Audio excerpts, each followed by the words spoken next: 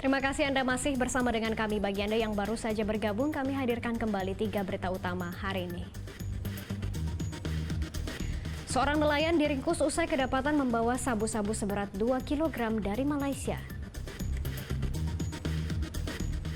Bobi Nasution kini resmi berlabuh di Partai Gerindra dan mendaftarkan diri sebagai bakal calon gubernur. Jemaah dan petugas haji asal Kabupaten Langkat berkumpul di Asrama Haji Medan sebelum berangkat ke Tanah Suci.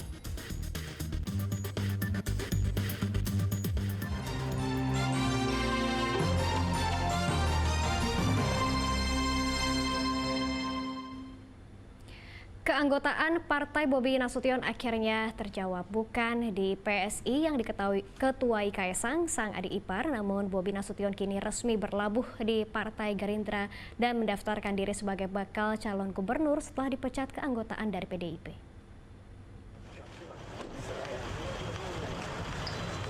Bobi Nasution bersama tim mendatangi kantor Dewan Pimpinan Daerah Gerindra pada Senin petang kemarin.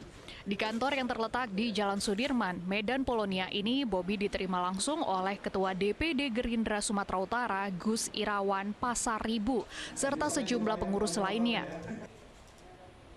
Di sini Bobi mengisi formulir administrasi keanggotaan partai. Dalam waktu singkat, Bobi Nasution dinyatakan resmi masuk dalam Partai Gerindra oleh Ketua DPD Gerindra Sumatera Utara. Setelah Bobi Nasution resmi bergabung dan menyandang status kader pada Partai Gerindra, Bobi juga menandatangani formulir pendaftaran sebagai bakal calon gubernur Sumatera Utara melalui Partai Gerindra. Menantu Presiden Joko Widodo itu merupakan orang ke-11 yang mendaftarkan diri ke Gerindra sebagai calon gubernur Sumatera Utara. Pada hari ini juga saya memberanikan diri untuk mendaftar sebagai calon gubernur Sumatera Utara sebagai kader Gerindra ini sendiri. Sebagai kader Gerindra, tentunya pertama sekali saya memohon doa dan dukungan kepada Bapak Ketua DPD Gerindra.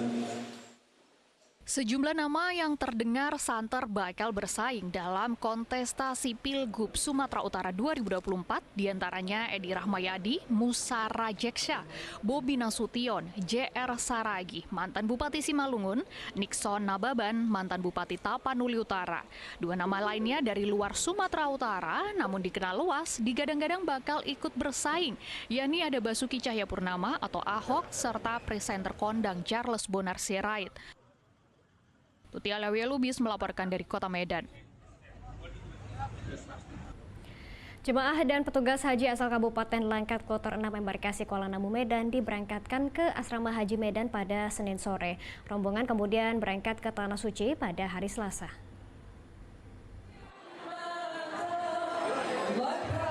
Sebanyak 351 jamaah haji asal Kabupaten Langkat yang tergabung dalam Kloter 6 Embarkasi Kuala Namu Medan diberangkatkan ke Asrama Haji Medan pada Senin sore.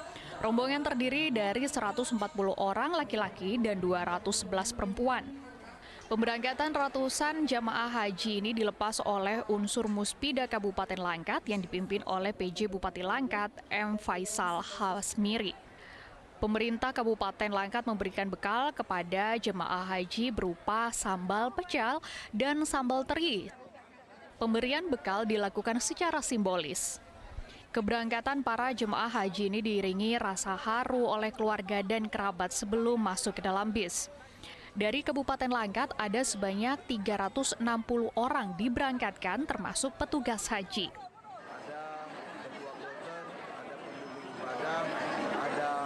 Kesehatan haji dan ada petugas haji daerah.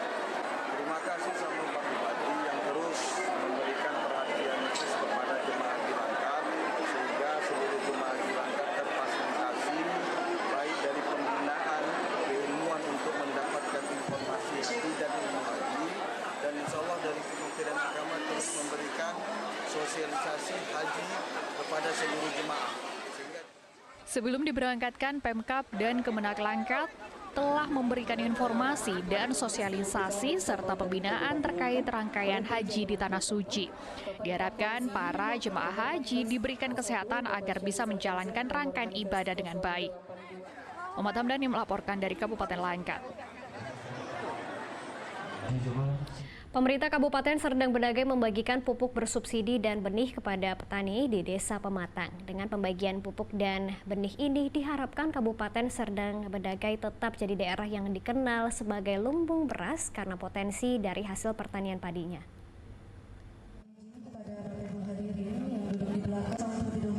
Para petani di Dusun 4 Desa Pematang Pelintahan, Kecamatan Serampa, Kabupaten Serdang Bedagai mendapat pembagian pupuk.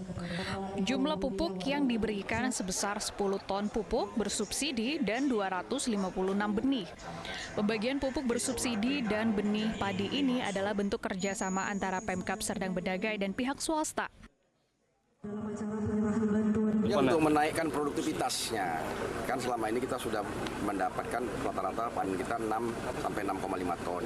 Kita sekarang maunya 6 sampai 8 ton supaya produktivitasnya naik, jadi perangkat petaninya gitu.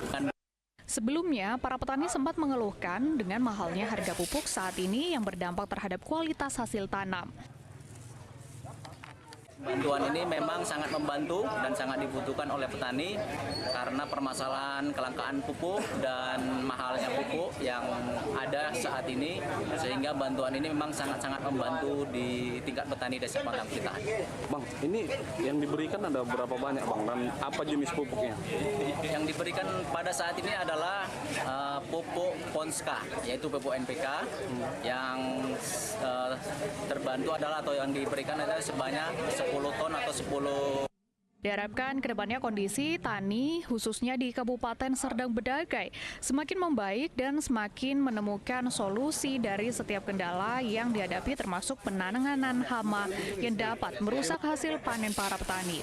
Dengan pembagian pupuk dan benih ini diharapkan Kabupaten Serdang Bedagai tetap menjadi sebagai daerah lumbung beras. Diketahui perolehan produksi tahun 2023 lalu sebesar 302.309 ton gabah kering giling. Muhammad Hamdani melaporkan dari Serdang Bedagai. Selanjutnya Serdang Bedagai, maju terus. Serdang Bedagai, Sumatera Utara, hebat. Di informasi lainnya, puluhan pemuda Ansor se-Kabupaten Mandailing Natal siap membantu petugas kepolisian dalam menjaga desa guna meningkatkan persatuan dan kesatuan antar umat beragama menjelang pemilihan kepala daerah 2024 mendatang. Pemuda-pemudi GP Ansor se-Kabupaten Mandailing Natal menggelar silaturahmi bersama anggota kepolisian Polres Mandailing Natal, tokoh masyarakat dan Ketua PW Nahdlatul Ulama Sumatera Utara. Acara silaturahmi pemuda-pemudi Madinah ini merupakan langkah positif memperkuat persatuan dan kesatuan tali persaudaraan antar umat beragama menjelang pemilihan kepala daerah 2024 mendatang. Kita hari ini pemuda Marsada Hatta menjemput.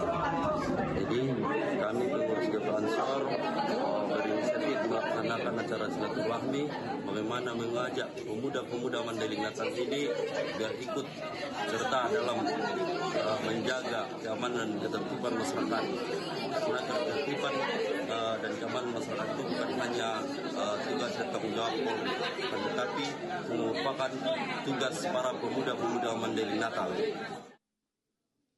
Dalam kegiatan ini juga Ketua PCGP Ansor mengajak warga untuk tidak mudah terprovokasi dan selalu mengantisipasi gerakan menyimpang sehingga tidak terjadi perpecahan di tengah masyarakat. Berharap bahwa seluruh kader berpartisipasi bagaimana mengkanter isu-isu itu, bagaimana kita memberikan pencerahan yang betul-betul real dan mengkanter gerakan-gerakan orang-orang yang bertanggung jawab sehingga tidak terjadi perpecahan di tengah masyarakat. Pemuda Marsada Hatta menjaga hutan. Dengan digelarnya silaturahmi ini dapat menjadi langkah positif untuk memperkuat persatuan dan kesatuan di kalangan pemuda, terutama dalam menyambut pemilihan kepala daerah 2024 mendatang. Yan Asmara melaporkan dari Kabupaten Mandailing Natal. Huta Sialagan, desa wisata di Pulau Samosir ini bisa jadi tempat seru belajar peradaban hukum dan menari tortor khas Batak.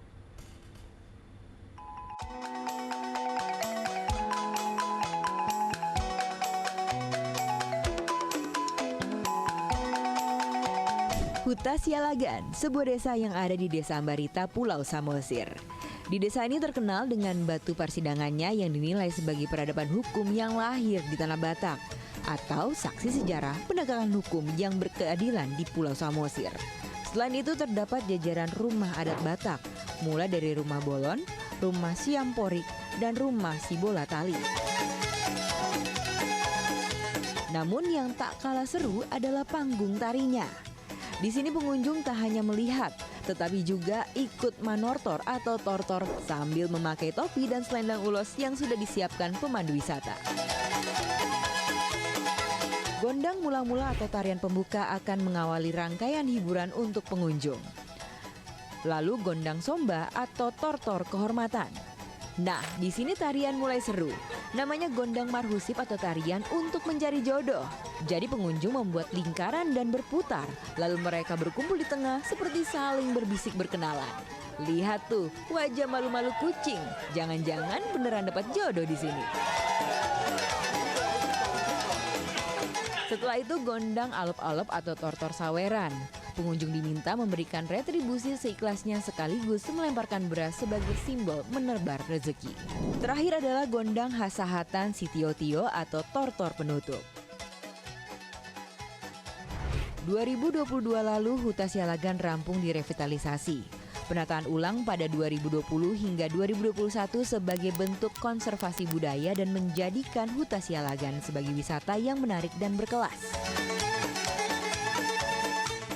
Dulunya di sekitar, di sekelilingnya adalah penuh padat dengan rumah-rumah modern, dan saya bersyukur hari ini bisa melihat bahwa Huta Sialagan beserta lingkungan sekitarnya sudah direvitalisasi, sudah ditata kembali, sehingga restorasi ini akan kita harapkan selain untuk konservasi adat budaya, juga untuk destinasi pariwisata yang sangat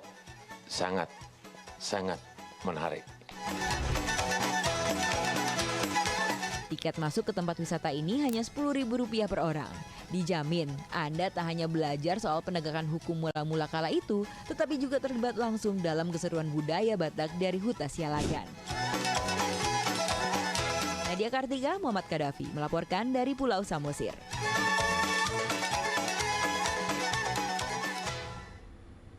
Laporan tersebut mengakhiri berita Medan hari ini. Saya Janet Lee berterima kasih atas perhatian dan kebersamaan Anda. Selamat beraktivitas dan sampai jumpa.